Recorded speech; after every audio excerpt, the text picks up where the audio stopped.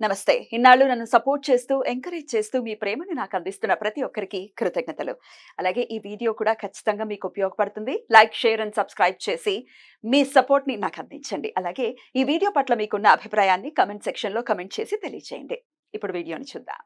నమస్తే, welcome to our channel. నేను పద్మిని. ప్రస్తుతంతో పాటు ప్రముఖ ఆధ్యాత్మికవేత్త, వాస్తు జ్యోతిష పండితులు నిట్టల ఫణి భాస్కర్ శర్మ గారు మనతో పాటు ఉన్నారు. మాట్లాడదాం. నమస్కారం అండి. బాగున్నారా? నేను బాగున్నానండి. నర్మదా పుష్కరాలు వస్తున్నాయి అంటే దాని అర్థం గురువు మారుతున్నారు అని. మే 1వ తారీఖు గురువు వృషభ రాశిలోకి వెళ్ళబోతున్నారు కాబట్టి సంవత్సరం కాలం పాటు ఆయన అక్కడే ఉంటారు కాబట్టి ద్వాదశ రాశులకి కూడా ఇచ్చేటటువంటి ఫలితాల గురించి ఒక్కసారి మీ ద్వారా తెలుసుకోవాలనుకుంటున్నాను. అయ్యో తప్పకుండా. గురుడు అంటే సంక్రమణం అనేటువంటిది కొన్ని గ్రహాలకి మాత్రమే చెప్పారు. ఉదాహరణకి రవి మార్పు ఉందనుకోండి, మేషం, కర్కాటకం, లేకపోతే తుల, లేకపోతే మకరం, ఈ సంక్రమణాలకి ప్రాధాన్యత ఎక్కువ. కర్కాటక సంక్రమణం దక్షిణాయనం, మకర సంక్రమణం ఉత్తరాయణం, అలాగే తులా సంక్రమణంలో ఉన్నప్పుడు కార్తీక మాసం, మేష సంక్రమణంలో ఉన్నప్పుడు వైశాఖ మాసం, చాలా ప్రాశస్త్యమైనటువంటి రోజులు. అలాగే మకరంలో ఉన్నప్పుడు కూడా ఈ కావేరీ నదిలో స్నానం చేయమంటారు. మరలా అటువంటి ప్రాశస్త్యం కలిగిందే గురుడి యొక్క మార్పు. ఈయన ఇప్పుడు మేషరాశి నుండి వదిలిపెట్టి కృత్తిక నక్షత్రం 2వ పాదమైనటువంటి వృషభ రాశిలోకి ఆయన సంచారం చేస్తూ ఉన్నారు. గురుడు మార్పు అనేటువంటిది చాలా ముఖ్యం. ఎందుకంటే ఈ దేవగురు అయినటువంటి బృహస్పతి ఒక రాశిని వదిలిపెట్టి వేరే రాశిలోకి వెళ్ళినప్పుడు ఈ నది అనేటువంటి దానికి ప్రాముఖ్యత వస్తుంది. ఎలా దానికి అనుసంధానం అయ్యింది అంటే పూర్వపు కాలం ఋషులు ఏం చేశారంటే ఏ నదిలో ఎప్పుడెప్పుడు శక్తి ఉంటుంది అనేటువంటి దాన్ని పసిగట్టి అది ఒక గ్రహం మార్పు ద్వారా కలుగుతుంది అనేటువంటి దానికి అనుసంధానం చేసుకుంటూ వచ్చారు. ఇప్పుడు తులారాశిలో రవి ఉన్నప్పుడు కావేరీ నదిలో చేసినటువంటి స్నానానికి ప్రాముఖ్యత ఎక్కువ, ఆ శక్తి అంతా ఆ నదిలో ఉంటుంది. అలాగే మకర సంక్రమణం జరిగినప్పుడు ప్రయాగలో చేసేటువంటి స్నానానికి ప్రాశస్త్యం ఉంటుంది. అలా ఒక్కొక్క కాలానికి సంబంధించినటువంటి రహస్యాన్ని వాళ్ళు గ్రహానికి ముడిపెట్టి చెప్పారు. ఇప్పుడు గురుడు ఉన్నారు, యజన కీర్తి గృహ కాంచన పుత్ర వస్త్ర అశ్వాది కారకుడు గురుడు. ఆయన చాలా కారకత్వాలు ఇస్తారు. గురుడు జాతకంలో బాగా లేకపోతే, నీచని పొంది ఉంటే అసలు సంతానమే కలగదు అని. సో ఒక్కొక్కళ్ళ జాతకంలో గురుడు నీచపడి ఉన్నా, గురుడు ఇబ్బంది పెట్టే స్థానాల్లో ఉన్న సంతానం అనేటువంటిది కూడా ఆలస్యం అవుతుంది. నర్మదా నదికి ఒక శక్తి వస్తుంది.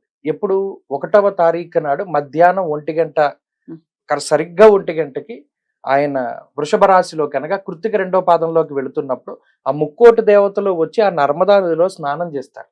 ఆ స్నానం చేయడం అంటే ఎందుకు చెప్పారంటే ఆ విషయాన్ని, ఆ నదికి ఆ శక్తి వస్తుంది అనేటువంటి విషయాన్ని చెప్పడం జరిగింది. సో ఎప్పుడైతే ఆ పుష్కరుడు ప్రవేశించినటువంటి టైం నుండి మనం స్నానం చేస్తామో 12 రోజుల ఎఫెక్ట్ ఉంటుంది కాబట్టి ఈ 12 రోజుల పాటు ఆ నదికి ఒక ప్రత్యేకమైన పవర్ ఉంటుంది.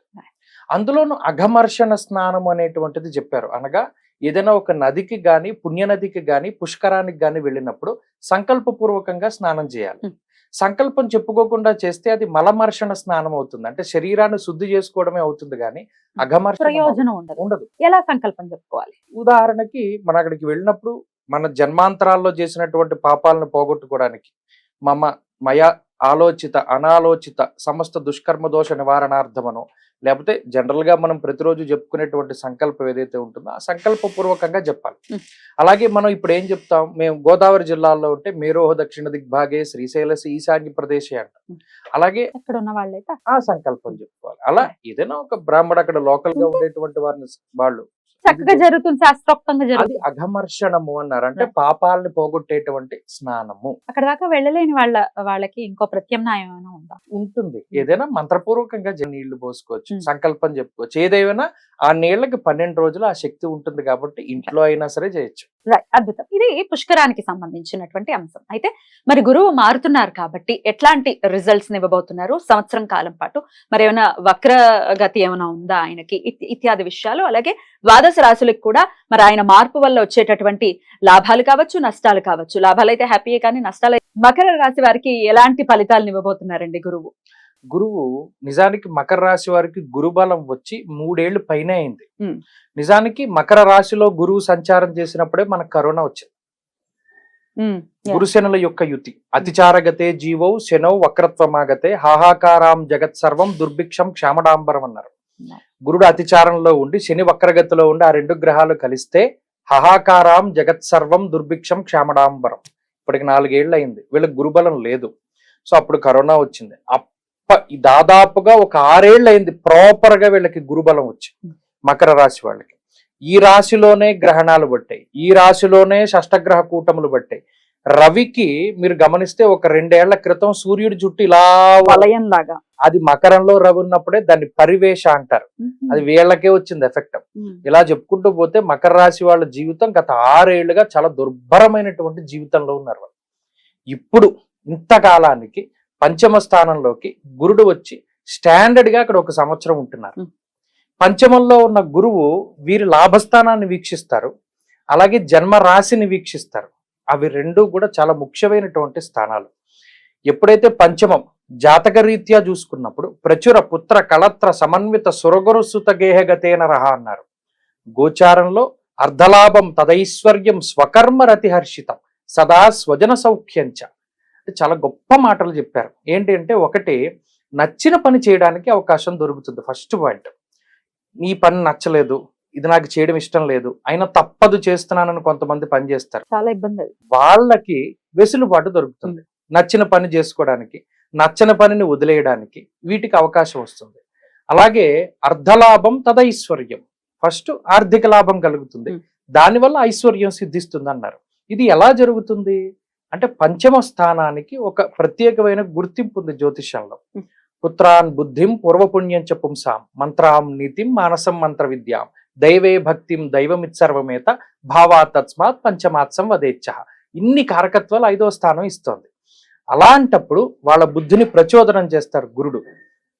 పంచమంలోకి వచ్చిన మొదటి నుండే ఆలోచన తీరులో మార్పు వస్తుంది, ప్రవర్తనలో మార్పు వస్తుంది, మాట తీరులో మార్పు వస్తుంది. ఇలా ప్రతి దాంట్లోనూ మార్పు వచ్చి వాళ్ళు ఇప్పటి వరకు ఏదైతే వక్రగతిలో వెళుతూ ఉన్నారో ఆ మార్పు తీసుకొచ్చి యూటర్న్ తిప్పుతాడు ఒక్కసారిగా. సో బుద్ధి కర్మానుసారిని, బుద్ధి ఇక్కడ కర్మని అనుసరించి నడుస్తుంది. కాబట్టి ఆ గురువు ఇచ్చేటువంటి ఫలితాలని ఇంత పాజిటివ్ గా 6 ఏళ్ల తర్వాత వీళ్ళు అనుభవించబోతున్నారు. మొదట వీళ్ళ యొక్క ప్రవర్తన మారుతుంది, ఆలోచన తీరు మారుతుంది. ఏంటి ఇంతకాలం మనం దీని గురించి ఆలోచించామా, ఇది ఇలా ఆలోచిస్తే ఈ పాటికి సొల్యూషన్ వచ్చేసేది కదా. ఇలా చాలా కాలంగా అనుభవిస్తున్న బాధలకి చాలా గమ్ముని సొల్యూషన్స్ వస్తాయి. అది ఒకటి. తర్వాత స్వకర్మరతి హర్షితం, ఏది నచ్చుతుందో ఆ పని చేయగలగడం. అలాగే వివాహాది శుభ కార్యక్రమాలు జరగడం. పంచమం సంతానానికి సంబంధించిన స్థానం. మకర రాశి వాళ్ళకి సంతానం కలిగినా కూడా చాలా రకాల బాధలతోటి ఎదుగుదల లోపంలో ఉన్నటువంటి వారికి ఏదైనా ఒక మంచి జరిగి ఆ బాధల నుండి బయటపడ్డం. ఇలా చాలా రకాలైనటువంటి మంచిని గురుడు ఈ సంవత్సరం ఇవ్వబోతున్నారు. కాబట్టి ఉద్యోగాభివృద్ధి ఉన్నది, వ్యాపారం బాగుంటుంది. విద్యార్థులకు ప్రత్యేకించి చదువుకునేటువంటి వారికి ఇది చాలా మంచిది.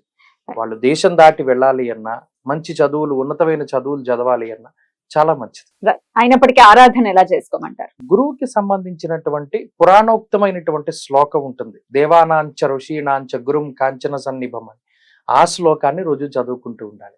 లేదా దక్షిణామూర్తి ఆరాధన చాలా మంచిది. అద్భుతం.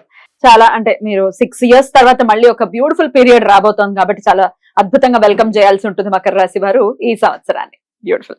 ఇక నెక్స్ట్ ఎపిసోడ్ లో కుంభరాశి గురించి మాట్లాడుకుందాం. థ్యాంక్ యూ అండి, నమస్తే.